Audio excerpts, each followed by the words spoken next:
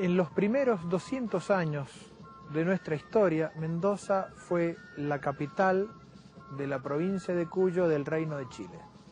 Fuimos chilenos. Y esta situación nos modeló, contribuyó a definir nuestra identidad, un poco ir dándonos unos ciertos toques de nuestra forma de ser, de nuestra manera de entender la vida. Y había mucho contacto entre Chile cisandino, que era el Valle Central, y Chile trasandino, que era Mendoza.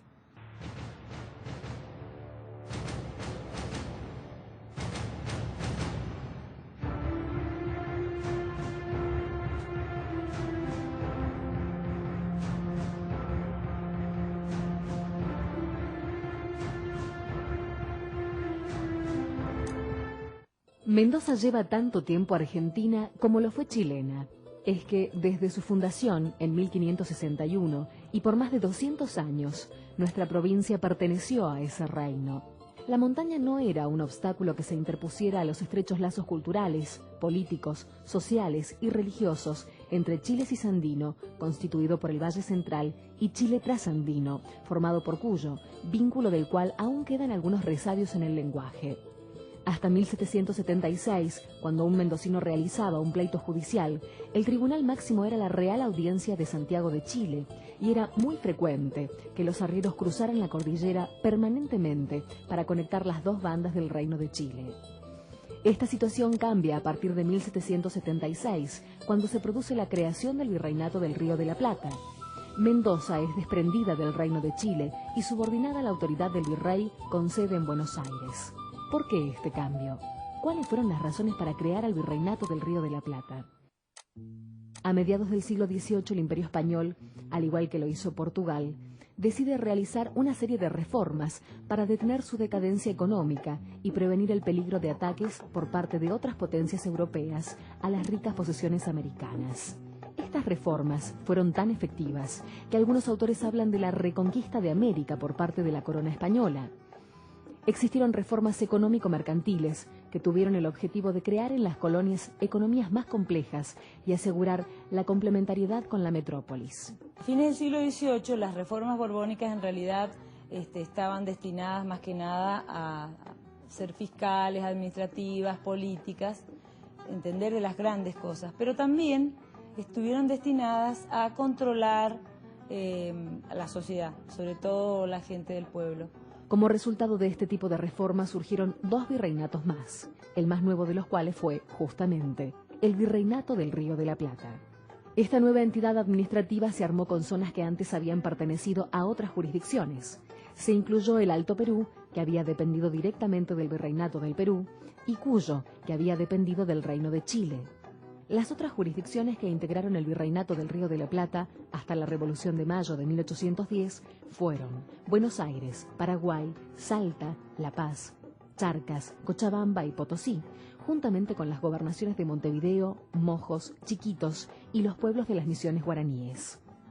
Una de las características más importantes del régimen de intendencias instaurado significó que los oficios públicos, que durante la época anterior realizaban los particulares, serían ejercidos en adelante por los funcionarios especialistas y asalariados.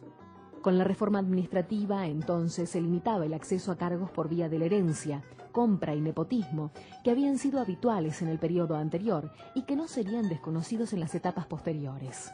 Al frente de cada intendencia, la corona nombraba por un periodo de 5 años a un gobernador intendente, cuyas atribuciones eran amplias en toda la región: hacienda, justicia, guerra y gobierno civil. El gobierno de nuestra provincia era ejercido por un funcionario de rango menor y subalterno del gobernador intendente. Su cargo era subdelegado. Con el nuevo sistema había desaparecido la figura del corregidor, que era al mismo tiempo cabeza del cabildo, y se instaura una división de poderes. Si bien no como la conocemos hoy, al menos intentaba separar las esferas política y militar. Los asuntos políticos quedaron en el ámbito del cabildo, donde la corona se reservaba el derecho de recaudar directamente, tarea impositiva esta para la que se crearon los cargos de ministros de reales cajas. Las reformas que se hicieron fueron fundamentalmente para centralizar y controlar. En Mendoza, por ejemplo, hay muchos bandos que dicen que todo el comercio se tiene que hacer en la plaza pública, que no se van a permitir que los vendedores ambulantes anden de casa en casa, porque el objetivo era cobrar el impuesto.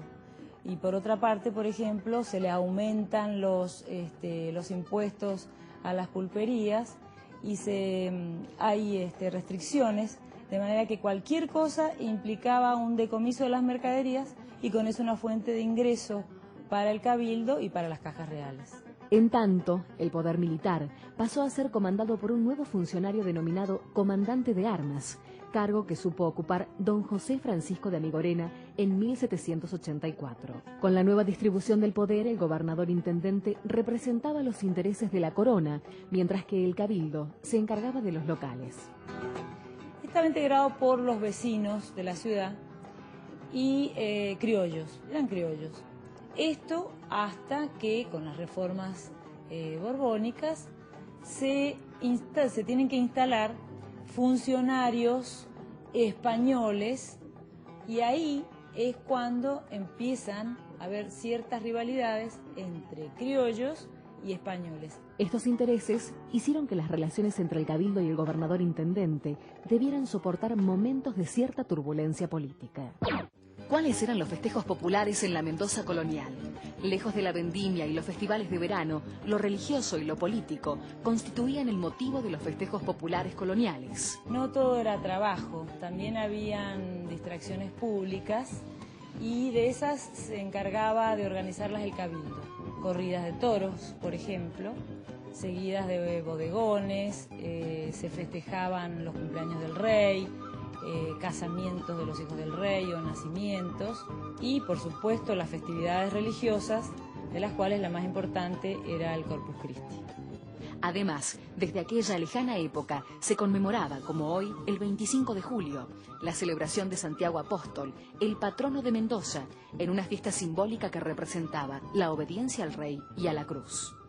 Para las festividades se preparaba la ciudad, fundamentalmente se hacían alrededor de la plaza, y lo que esperaba más la población era lo posterior, que eran los bodegones. Estos consistían en lugares donde se podía tomar, cantar y bailar.